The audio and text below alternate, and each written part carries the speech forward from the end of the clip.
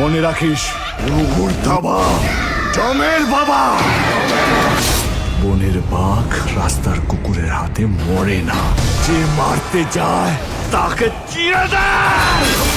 ওকে তো ভাই লোক, গতকাল রিলিজ হলো দেবের রঘু ডাকাত সিনেমা, যেটাকে নিয়ে তো রিলিজের আগে অনেক তোলপাড় শুরু হয়েছিল যে এটা কলকাতার সব থেকে বিগ বাজেট মুভি ও কালেকশনও সব রেকর্ড ভেঙে ফেলবে। কিন্তু আসলে কি তা হচ্ছে? ওয়েল, মুভিটা ভালো নাকি খারাপ ওটা নিয়ে পরে কথা বলবো। বাট রঘু ডাকাতের মেকাররা প্রথম দিনই একটা টিকিট কিনলে আরো একটা টিকিট ফ্রি দিচ্ছে। ভাই এটার মানে কি? দর্শকরা একদমই হলেই যাচ্ছে না? ওয়েট, প্রথমেই রঘু ডাকাতের পজিটিভ দিকগুলো নিয়ে কথা বলি। ফার্স্ট অফ অল, দেবের দুর্দান্ত পারফরম্যান্স। ভাই সত্যি বলতেছি, দেব যদি এই রঘু ডাকাত চরিত্রে না থাকতো তাহলে পুরো মুভিটাই অচল হয়ে থাকতো। বিকজ অ্যাকশন, রোমান্স, ইমোশনাল বান্দা সব জায়গায় ফাটিয়ে দিয়েছে। সেই সাথে এই সিনটাতে যে কপালে সিঁদুর দিয়ে নিজের বডি ফ্ল্যাক্স করে না, ভাই এখানকার ফাইট সিকোয়েন্সটা খুবই অসাধারণ ছিল। আর ভাই এই সিনেমার কোয়ালিটি দেখলেই বোঝা যায় যে এখানে অনেক বেশি টাকা ঢালা হয়েছে, না হলে এই লেভেলের ভিজুয়াল একটা বাংলা মুভির ক্ষেত্রে অ্যাচিভ করা কোনো মুখের কথা না। অ্যাট দ্য সেম টাইম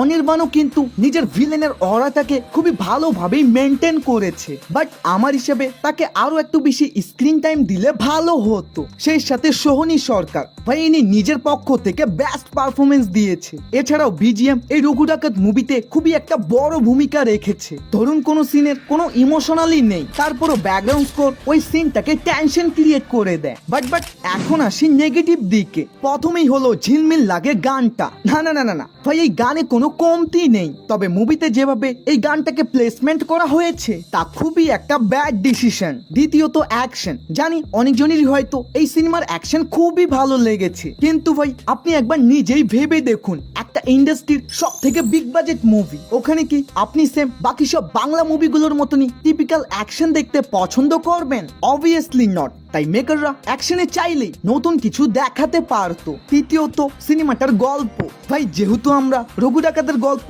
অনেক আগে থেকেই শুনে আসতেছি, তাই গল্প অনেক জায়গায় প্রেডিক্টেবল হয়ে যায়। বাট এগুলো ছাড়া আমি বলবো মুভির সবকিছুই ভালো। অ্যান্ড স্পেশালি আপনি যদি দেবের ভক্ত হয়ে থাকেন ভাই, তাহলে রিভিউয়ারদের কথা এক কান দিয়ে ঢুকাও তো অন্য কান দিয়ে বের করে দাও। ভাই তুমি দেরি না করে এখনই হলে গিয়ে সিনেমাটাকে দেখো, আমি গ্যারান্টি দিচ্ছি তুমি অনেক মজা পাবা। আর ওভারঅল যদি এটা রিভিউ দিই, আমি এটাকে one time good watch movie বলবো। ওয়েট, কালেকশন তো জানলামই না। রঘু ডাকাত প্রথম দিন 80টার উপরে শো পেয়েছে, যার মধ্যে 45টা হাউসফুল ছিল। আর প্রথম দিন এটা কালেকশন করেছে 40 থেকে 45 লক্ষর মধ্যে, যা দেবেরই